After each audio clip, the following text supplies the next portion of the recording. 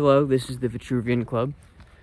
Before you watch this video, I recommend you watch the companion video, My Valentine, which is a performance of the song that this video is going to be kind of digging into.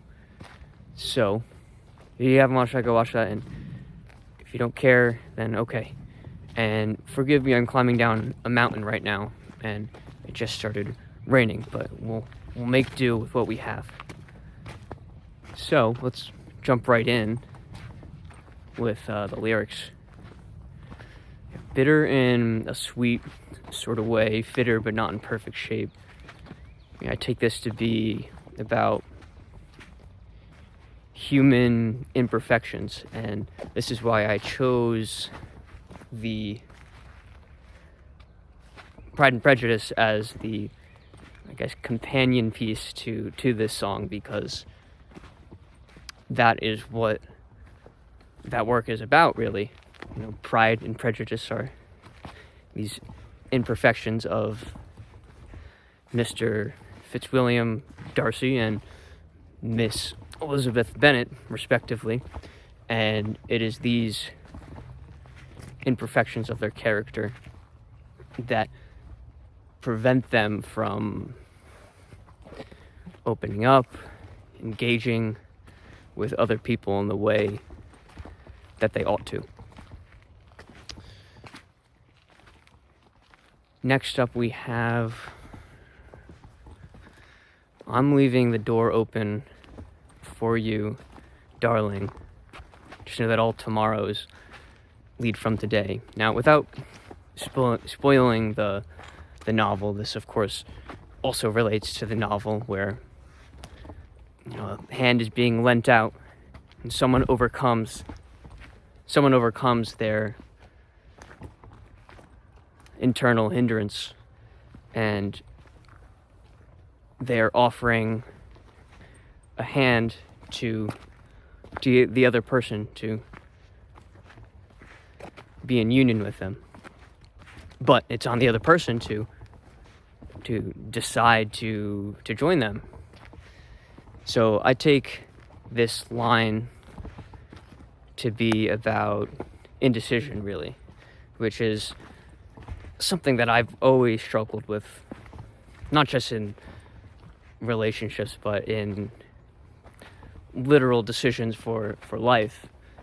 And when I say all tomorrows lead from today, I actually pulled that from this really cool science fiction work called All Tomorrows, and I forget who it's by, but it's really, really amazing. It's I guess it's like an futurist history book of mankind when we colonize the stars and we genetically modify ourselves into bifurcating species, and when we integrate with technology. But it's a very, very, existential kind of work, and some really cool artwork that goes along with it too. So I'd recommend checking it out. But that kind of encapsulates that deeper reality of decision making. Like that to me is like all tomorrows is all these possible futures. And well, that piece of work is just all these possible futures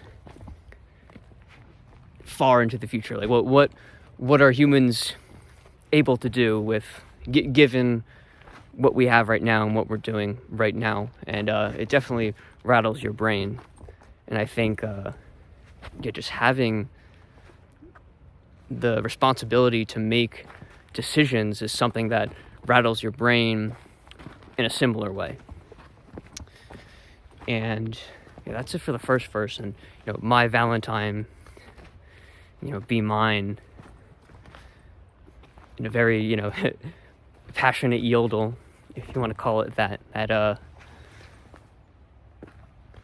It just shows this desperation and desire for this feeling of love from, well, in this situation, it's from someone else, right? So in the second verse, how does that go? Let me think. Where do you lay down the foundations of your love? Where do you settle down into your complacency? Or are you never satisfied? So you could take this as, a question posed to someone else, or an introspection to yourself. Like, where is your anchor of love, right? Like, where do you feel most at home and most comfortable? And maybe you're not there, and maybe you're searching for that foundation of that home. But how do you know when you found it, right?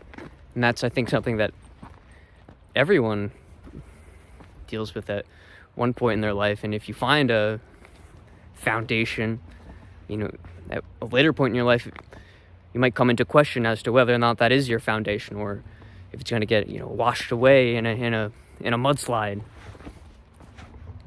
So it's really about an uncertainty as to whether or not things will last, or whether or not the decision you make will be the correct one, which is leads to inaction and decision paralysis, right? Because, well, if you don't do it, you'll never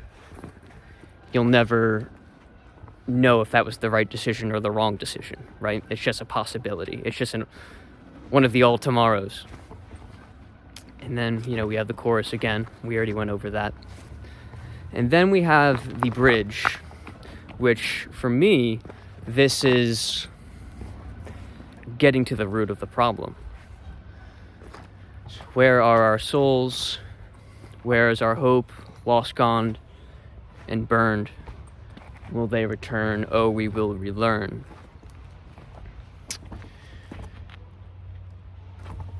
And I think that this kind of demonstrates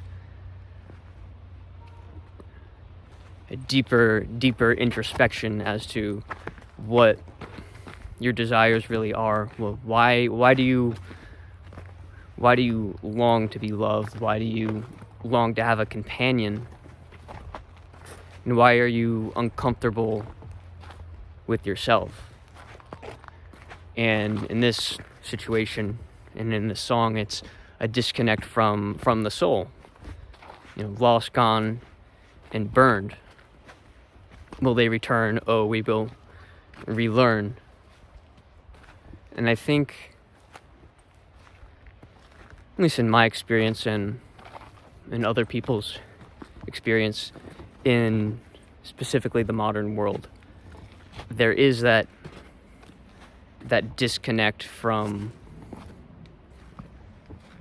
that pleasant feeling inside, and we have to seek these insufficient external validators that don't really actually satisfy that desire, because it's not that desire. And what this part of the song is kind of getting to is it's kind of glimpsing at this deeper truth and wondering if we can get back to that.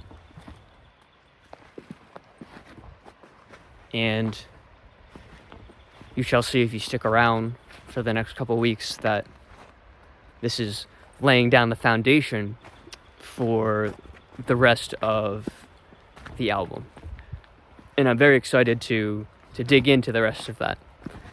But thank you for sticking around and watching this. I'm going to get going, but I hope you enjoyed. And if you didn't, then, well, that's all right too. Thanks for watching. And if you have anything to say about anything said here, or maybe you have a differing opinion as to what something might mean, or just because I brought it into the world doesn't mean I am the most right about it. So, until next time, fare thee well.